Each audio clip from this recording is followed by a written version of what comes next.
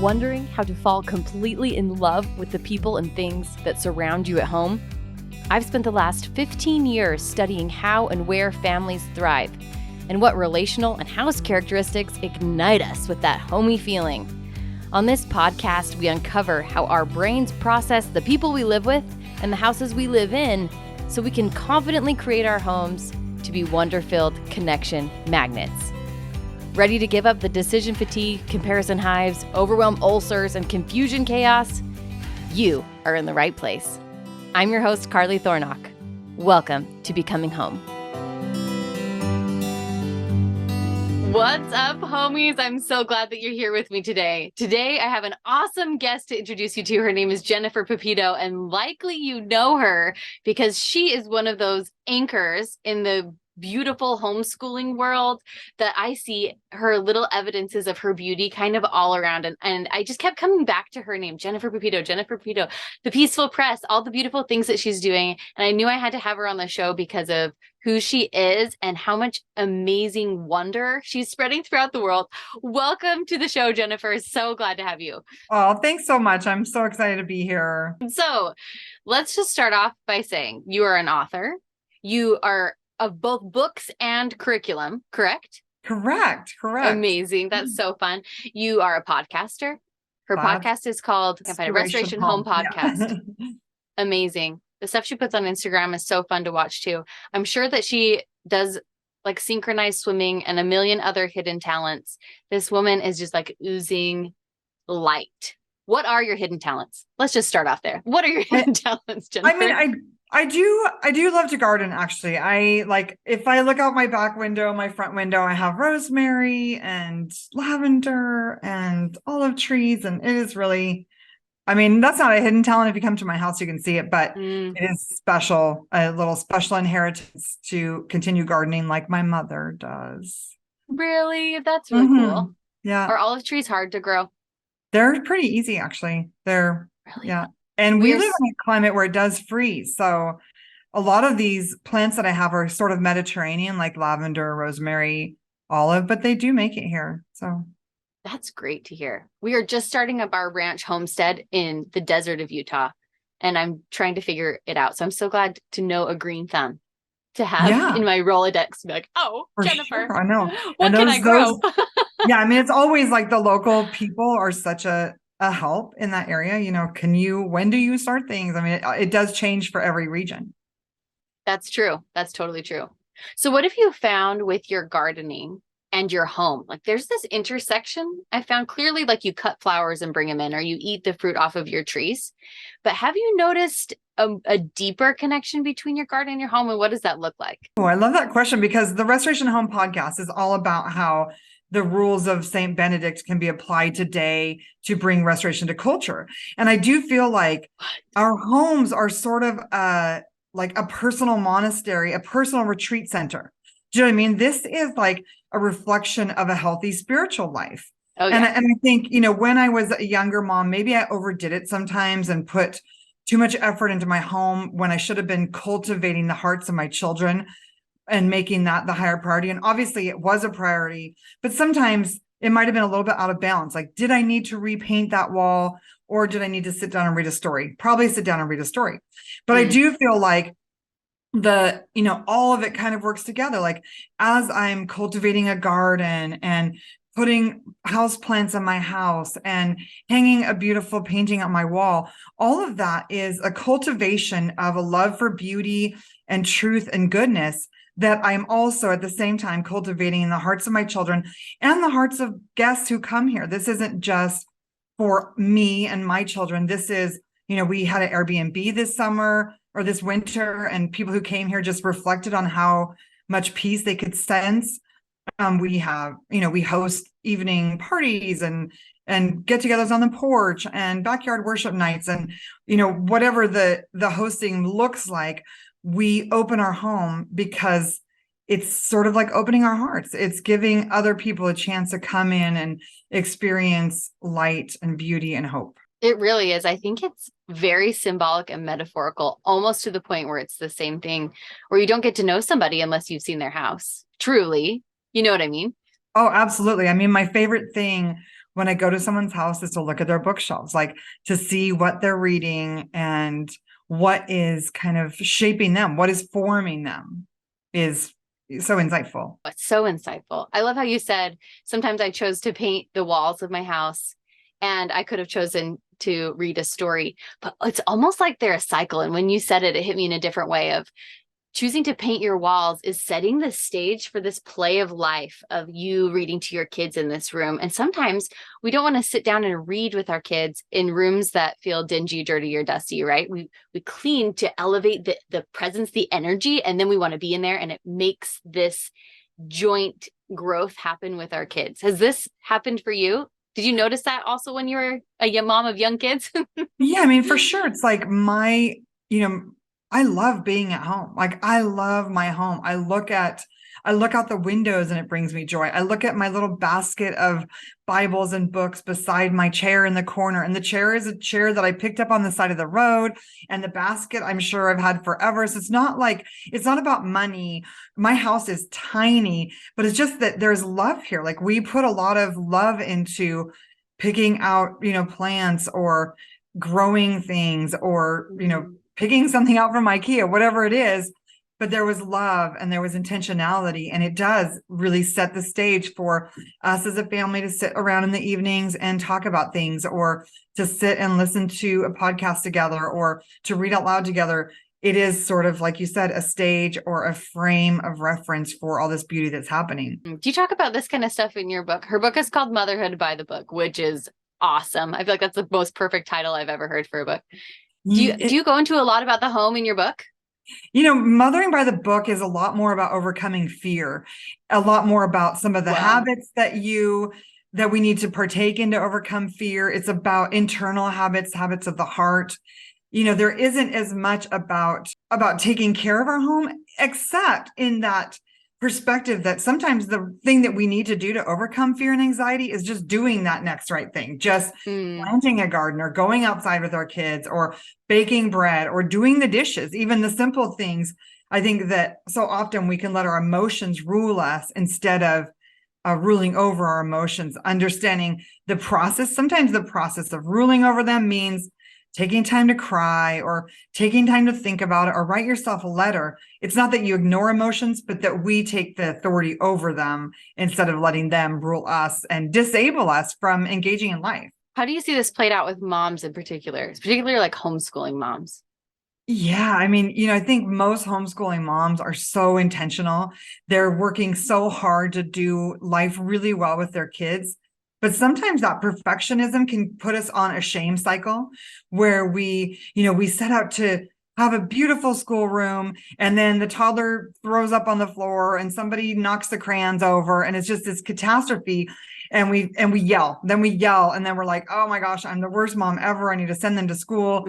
But I think instead, we need to start to have some equilibrium where we're like, okay, toddlers are messy. People get sick. I made a mistake. I'm sorry, kids. Tomorrow's a new day. And so just starting to get a little bit more equilibrium, a little more kind of calm in our home. And that does sometimes take work. It does sometimes take, have I processed the way that my mom yelled at me when I was a kid? Or have I processed how alone I felt at some period in my life so that I'm not trying to manipulate my present to fulfill unmet childhood needs? Oh, man. I feel like we should just loop that for the rest of the episode. Just like fulfill our own needs, and then let people pick. That's so good. So in a podcast episode I was listening where you were speaking about ordering our environment versus ordering our children, this really stood out to me. And what I'm hearing you say now is like order yourself and then use your environment to invite your children. What do you see that relationship being? Oh, that's a good question. I mean, partly some of the basics of ordering our environment are just having things a little bit streamlined, with kids, especially so many kids now have some form of ADD, some attention difficulties. And so just streamline a little bit, have fewer toys. I mean, you cannot expect a 4-year-old to pick up 100 toys, 200 toys. So don't let them have that many toys accessible to them. Ordering our environment might mean that you do have a painting on the wall that evokes some emotional, healthy, joyful response, or you have a plant, things like that, that kind of bring joy into the atmosphere. Ordering our environment might mean ordering our schedule, because I think one of the biggest things that really destroys our home life and our peace of mind is being overscheduled. We think, to be a good mom, I have to have my kids in dance and music and sports, and we're trying to do all of it all at once. And then we're so frazzled and our homes become dumping grounds and there's no relationship. And we do end up blowing our top because we're just too much in a hurry. And so ordering our environment might also mean just simplifying our schedule enough that we can have margin between activities and be able to peacefully start the next activity. So I think there's a lot of aspects to that, but it is really important to think about, especially for families who might be planning to homeschool or planning some new change of life. Maybe it's homesteading even. Really evaluate your own personal values, your vision, and kind of set some parameters so that you don't take on too much and then really wear yourself and your children out. It really can be wearing. Mm-hmm. I want to hear what you have to say about transitions, because that is something that I see my students and my listeners really struggling with, is like going from here to there and from this activity to that activity, or this just in between that we don't really think to plan for. And I'm sure that in your 26 years of homeschooling, is that what I read? Is that correct? Yeah, Wow. That's correct. That's so amazing. And look at you. You like have all of your hair and you look beautiful and you're alive. Like some of us in the throes of it are like, we're not going to make it out, but it's so inspiring. So what have you noticed about transition specifically as far as restoring home systems, I guess, but also maybe using the home? Yeah. Honestly, when I had 5 young kids, I have 7 children, but when I had the first 5 and then 4 years later, I had a 6th and a 7th, I was very careful to protect our schedule. We really only had a couple outings a week.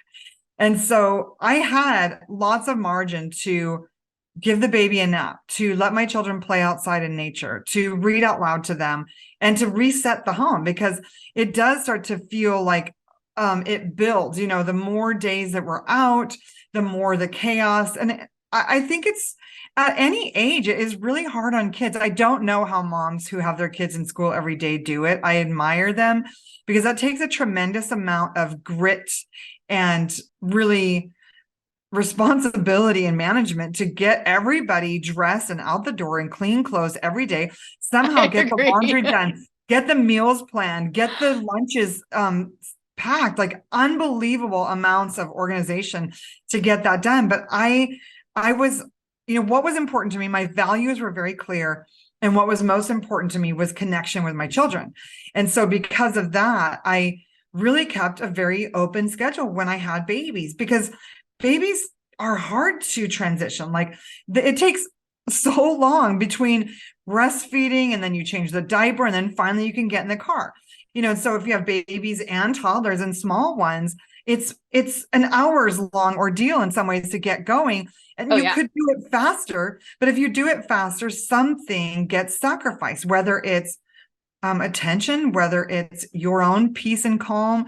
And what ends up happening is later on, we pay for this with adrenal fatigue, with vagus nerve dysregulation, with anxiety, so I think that sort of pacing ourselves throughout the years, thinking, okay, in these first 5 years, most people aren't going to have 7 children. So how about in the first 5 to 7 years of your children's lives, you just keep things a little bit quieter and keep more days at home. And then, as you transition into those later childhood years, then maybe they do need more outings and more involvement in community activities.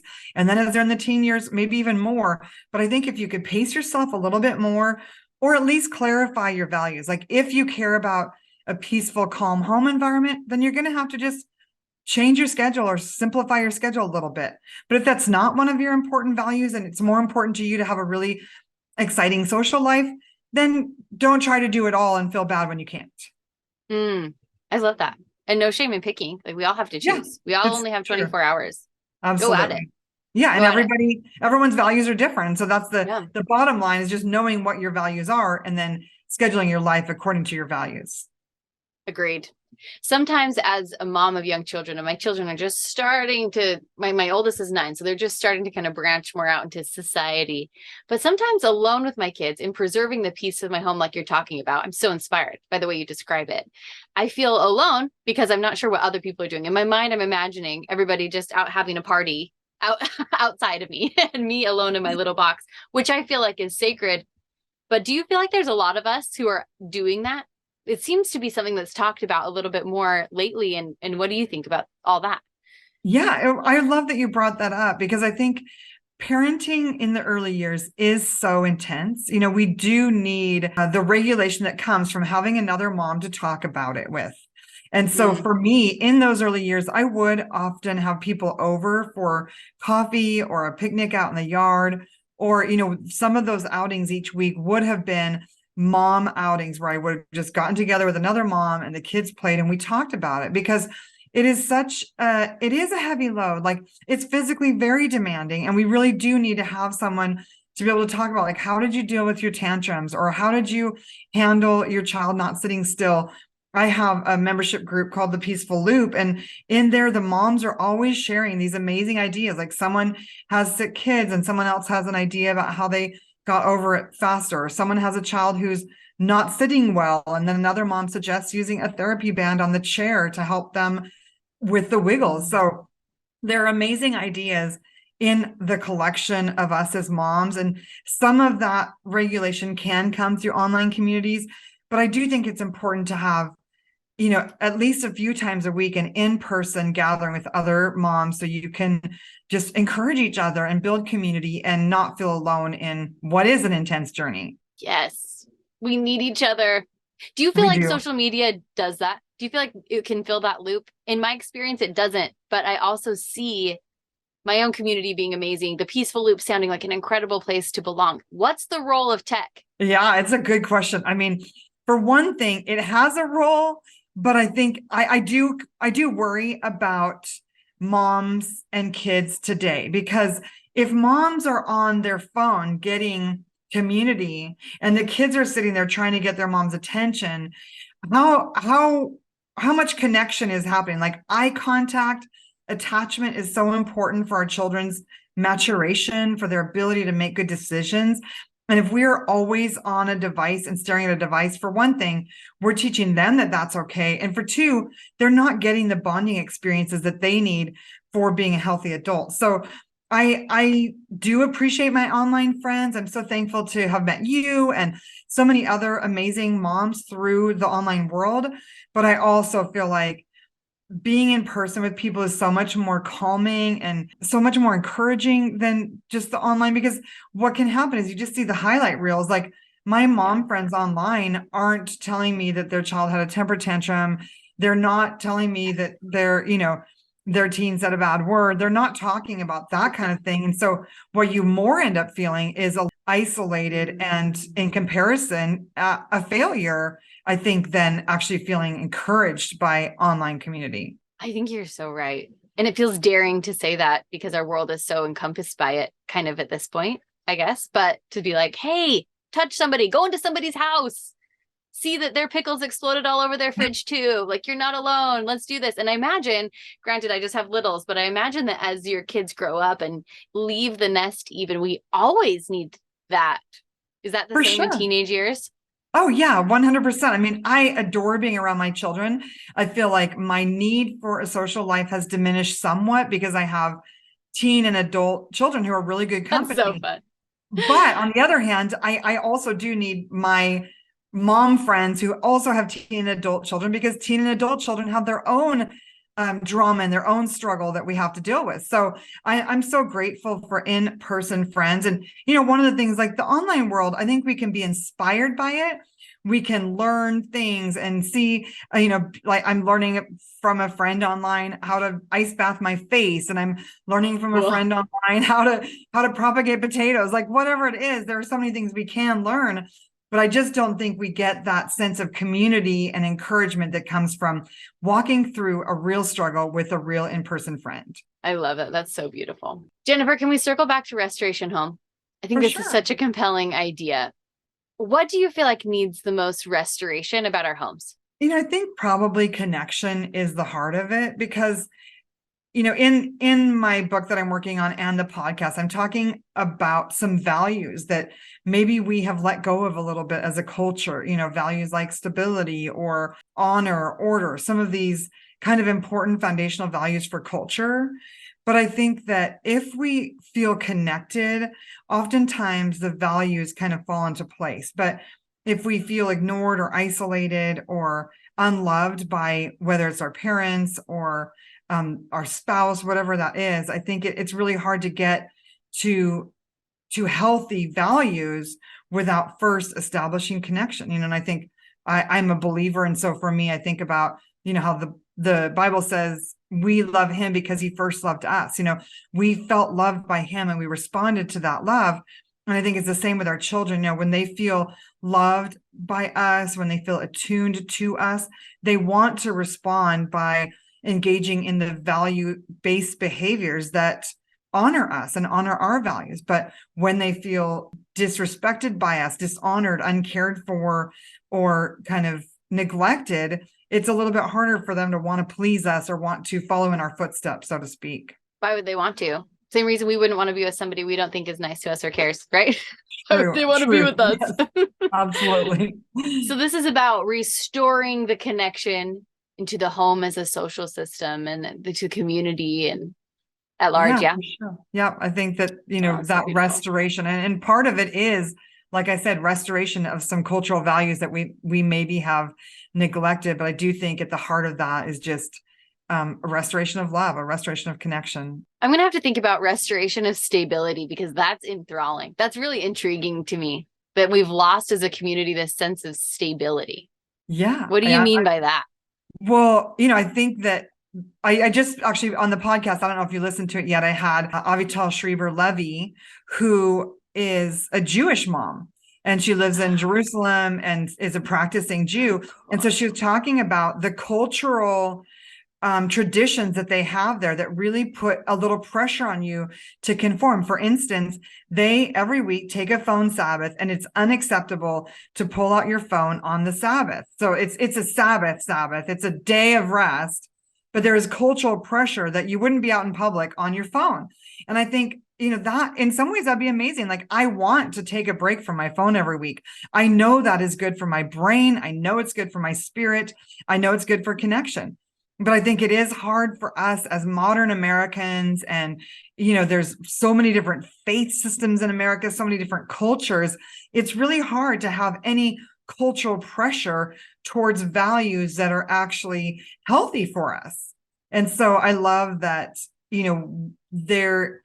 we may have to work a little bit harder to get there. We may not have a faith system that helps us stay in healthy values, but we can get there. We don't have to just have no values or no stability or no connection to healthy traditions just because we're a modern American. Yeah. The melting pot has so many benefits, but also you're right. That doesn't mean that we have to throw what's important to us out with the bathwater, so to say. True. Yeah. That's a great way to put it. I saw you post about that and I thought, wow, what a great idea. That would be a true Sabbath. That would be a true refocusing, recentering. And even just like slimming down the schedule and having one day a week where you stay home. Something, even if it's the same day that you're off social media, what a gift. Right. And you just think about, like, when you look at history, a lot of the creative minds, the works of art came from people who had time to be quiet. The really amazing folk music or really amazing classical music, the beautiful art, invention, all of that takes a little bit of time to be reflective and be quiet. But if we are constantly consuming culture, we never have a chance to get the inspiration that would lead to us being producers of fine art or music or invention. You're so, so right. I find myself wanting to listen to podcasts sometimes when I'm on like a walk or whatever, but that's when I get my biggest downloads, I think, spiritually, personally. So there's sometimes where I put in my headphones to start and then the downloads start coming. And I don't even start my podcast anymore. There's just this beautiful revelation that comes in stillness. I'm going to second what you said.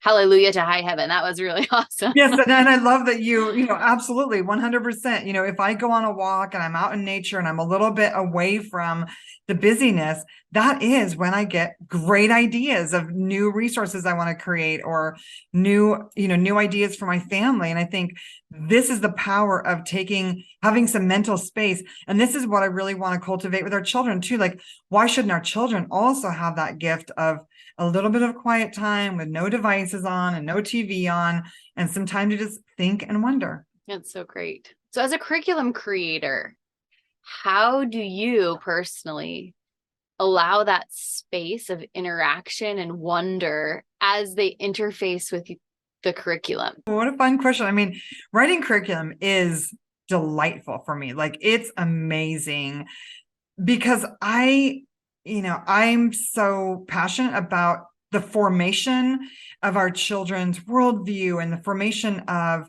a hopeful, beautiful worldview. And so as I'm writing curriculum, I'm thinking, what art would cultivate this? What poetry would cultivate this?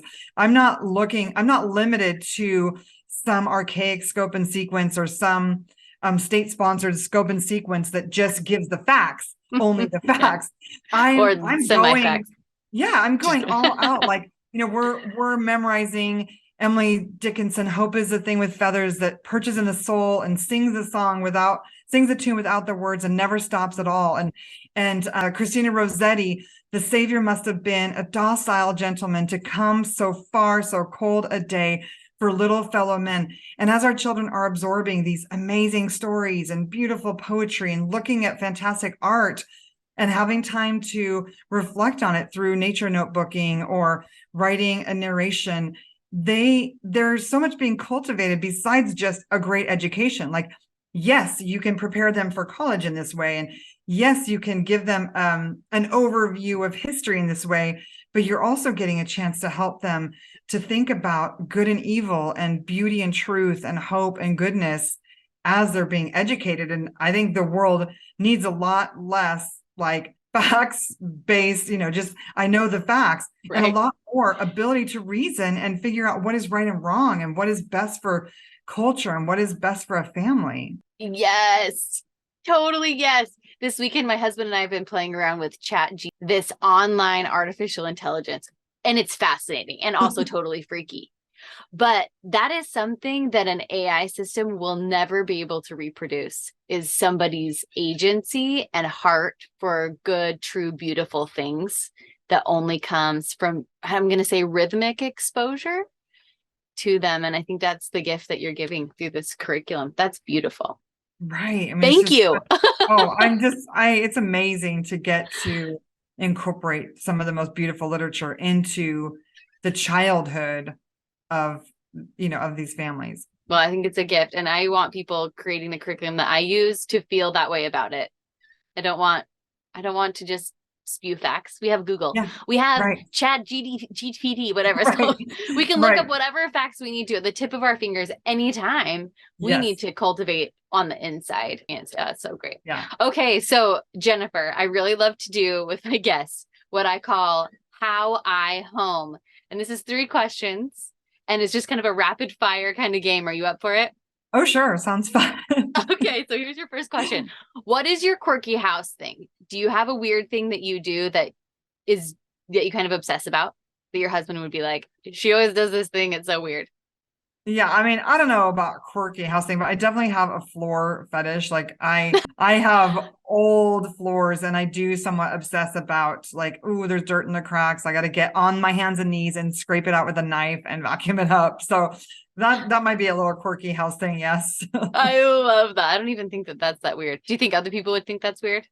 I don't know. I mean, maybe my detail orientedness about a few things, smells and floors might irritate some people. I think that's fun. That's wonderful. Okay. Question number 2. What is the thing that just needs to go away right now, that needs to be donated, taken to the trash, whatever it is? What's the thing in your house that's been under your skin that needs to go? Looking around. I was gone for a few months, and we actually cleaned out. Like there was a few things under my son's bed that needed to go, I'm not big on anything plastic. I'm not big on too many toys. Definitely not big on, but I don't think there's anything in here right now that I'm just like, this must go. This has got to go. Awesome. Nothing. Amazing. Okay, here's your third question. It's rapid fire preferences. So I'm going to give you this or that, and you can just tell me which But I one will you say, love. last week my daughter hatched out ducks and chicks, and so the duck and chick bin was in my house, which offended both my sense of smell and my floor cleanliness. So that was that needed to go, but it went. So that was the last thing. You were on top of that. That's so funny. Okay, are you ready for rapid fire? Yes. Toilet paper. Does it go over or under the roll? Oh, 100% over. Like, who does it under? What is your toothpaste squeezing tactic? Say that again. What is your toothpaste squeezing tactic? Are you from the top? Are you a grabber with your whole hand? Or roll it from the bottom? From the bottom. And if it is all messed up, I'll take it and squeeze it down on the side of the counter. On the side of the counter. Oh, I like that. Like, I'll set it there and like squeeze it to the end. Yeah, I can totally see it. That makes sense. I'm going to try that one now. My counter, I think, is too rounded. I'm going to find the right counter. I'm going to try that. Yeah. Are you a drip dry your dishes, towel dry your dishes, or dishwasher your dishes? Dishwasher and or drip dry. Do you tuck in your sheets at the bottom of your bed? Absolutely. I like a nice, tidy bed. I do too, and my husband does not. That's my quirky thing. Okay, maybe that's his quirky thing. We'll blame that one on him. Do you like your top sheet on your bed right side up, pulled tight, or are you a fold it back and the right side sandwich kind of girl? Yeah, actually, I like right side down, and then you fold it over so you see whatever the design is, which mostly is plain, but yeah. Love it. Do you do your own laundry and have all of your children do their own laundry, or do you do community laundry? I'm going to do a third answer. I have an older child who lives at home who does my laundry and hers, and the rest of the kids do their own. I like that system. I'm going to do that. And do you prefer to use a new towel or an old towel after you shower / bath? I mean, I will reuse the same towel for a few days. Like, I like to hang up a towel. I'm into like environmental stewardship, whatever. So we will hang up the same towel, but towels have to be 100% cotton and a really good cotton so that they absorb, right? Yes. I knew you were the right one to ask. My husband, ever since we were married, we've been married almost 15 years, and he has the same old towel. He's like, the other ones just don't absorb right. So I get it. Like if you get some towels just aren't made right. That's weird. It's just the problem. Really, it's just the made right towel. I like that. All right. And do you like to vacuum or use a broom on your hard floors? Okay. Well, because my hard floors are really old and have gaps, you must vacuum, because all you'd be doing is sweeping the dirt in the gaps. I have like a wood subfloor in my house. It's like kind of old looking, almost like walking into an old cabin or something. So must be vacuumed. Must be vacuumed. And do you have a vacuum that you love? I'm using like a Shark cordless right now. And I do appreciate not having to mess with the cord. The cord, it's a brave new world without the cord. I'm totally loving it. Totally loving it. Yep. Jennifer, thank you so much for being with us today. You guys, you can find her at a few different places. So on Instagram, she's Jennifer Pepito, correct? Yes, that's right. And you also have thepeacefulpress.com. That's Did I say that right? Awesome. And on Instagram, The Peaceful Press. Also. That's right. Both. And then you have the Restoration Home podcast, which I imagine is on all of the podcasting platforms. Is there any one particular that you favor? I mean, I'm on Apple Podcasts usually, but yes, we're on Spotify and Apple and Podbean. Awesome. You guys look her up. Knowing Jennifer personally, now we're besties. It's been a joy, but also just following her online is really inspirational. And I hope that you look her up. And if you're needing some extra peace in your life, go ahead and sign up for the Peaceful Loop. Is that what it was called? Yeah, that's our membership site. It's really fun. We're doing the book, The Habits of the Household, this year. Have you ever heard of that book? I have not. Oh, it's a good one just for really basic foundational habits in a family. So that's the focus for this year, plus preschool lessons every week. Which we all need. Let's be honest, we all need that. All right, we all need Jennifer. Thank you so much for being here. Thank you, Carly. This was delightful. Everybody go make a big mess.